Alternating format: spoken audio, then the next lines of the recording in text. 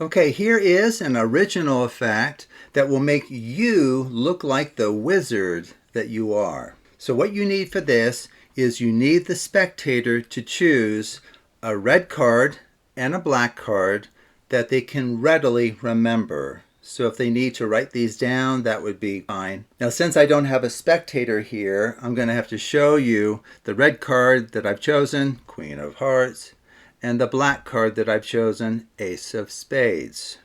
But of course, you as the performer will not know the identities of the two cards the spectator chose. Okay, so these would normally be face down. In fact, why don't we put them face down now? Okay, and then in addition to that, the spectator needs to freely choose any 3 red cards that they like, and also any 3 black cards that they like. It really is a free choice. So the situation we're in is the spectator has a red card that they're going to remember and a black card, and then 3 random red cards and 3 random black cards. Okay? Now ask the spectator to mix their red card among the random black cards, and then have them place the face card that they're going to remember among the 3 red cards. Okay, and then they can mix each of these independently, so no one, including themselves, know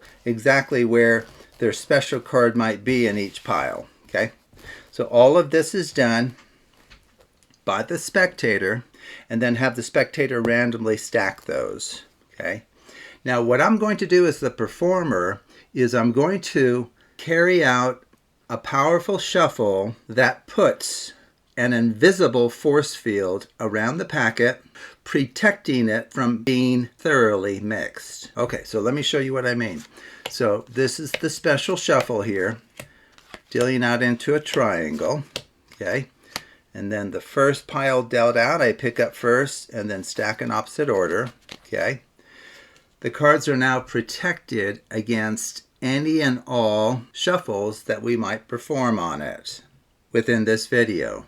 Okay, so from here, the spectator can either do all of the mixing or have you do it, and they can watch you and dictate how things are done when choices need to be made. Okay, so here are the 3 mixing procedures we'll use. A left-right shuffle with random stacking decided by the spectator. Maybe the spectator wants right on left. Okay, so you can do, or the spectator can do, one of those or a million of them with random stacking. They truly can. The second shuffle they're free to perform, which does a wonderful job mixing cards, is the Klondike shuffle. This is where you take the top and bottom off as 1. You or the spectator can do 1 or a million of those. The final one is a down under, the Australian shuffle. So it goes down, under, down, under, down, down, under, down, under. Last one on top. Okay, so you need to understand and try this for yourself.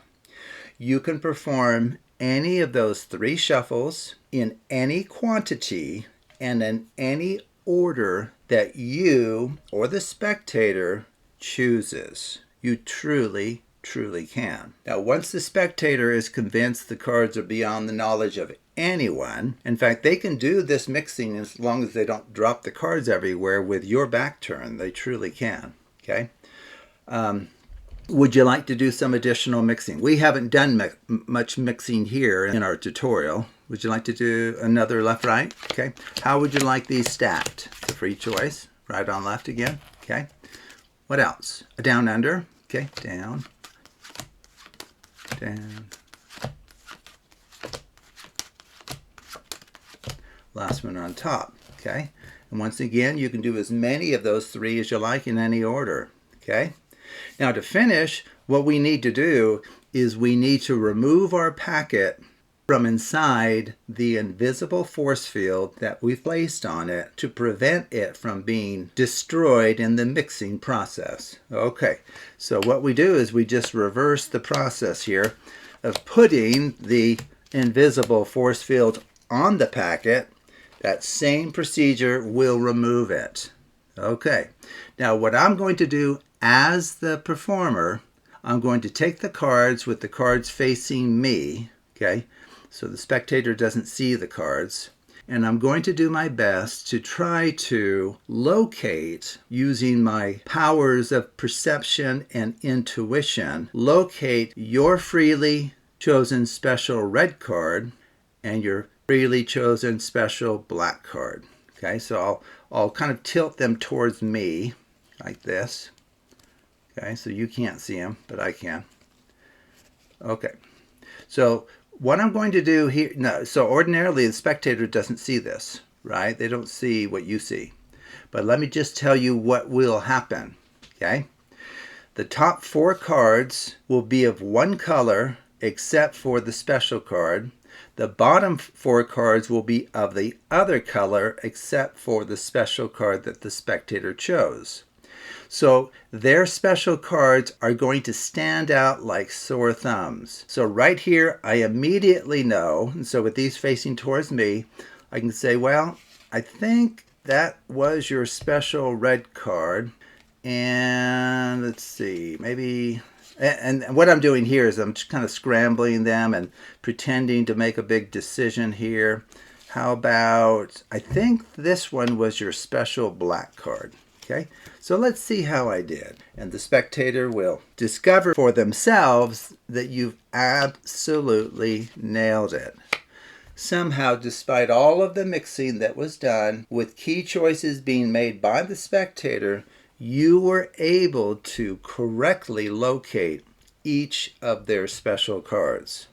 Okay, and then one reason for kind of mixing the cards around, casually in your hands or whatever, is so that if you set this aside and the spectator kind of pokes through it, they won't see anything interesting. They won't see a block of 3 red and 3 black, which, might tip them off as to, okay, what's going on? Something funny is going on here, which of course it is, right? Okay, so if you want to learn why this works, I'll add a link in the description below to a playlist that will teach you the principles behind this effect. But this effect is ready to go right now. Just perform the steps that I showed you, and then once you've placed that invisible force field around the packet, as shown, you can perform as many left-right shuffles, Klondike shuffles, or Australian down-under shuffles as the spectator would like. And then you just repeat that 3-pile shuffle to remove your packet from within the force field.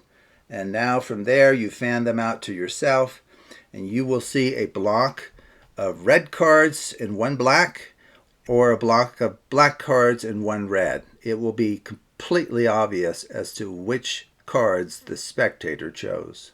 So anyway, I thought I'd share this with you, and take a look at other videos on the Absolute Math Magic channel.